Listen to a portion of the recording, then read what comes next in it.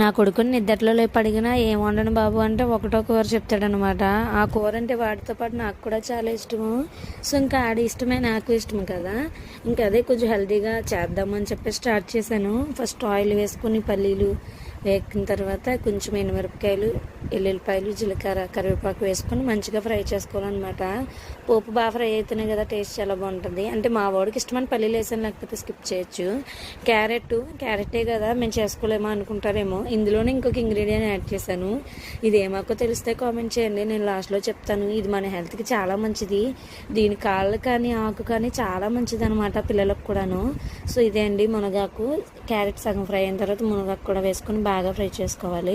తర్వాత కూరకి సరిపడంత సాల్ట్ కూడా వేసుకొని బాగా ఫ్రై చేసుకోవాలన్నమాట.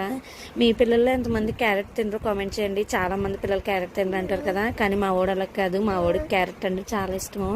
క్యారెట్ ఏం చేసి పెట్టినా తింటాడు. అందుకే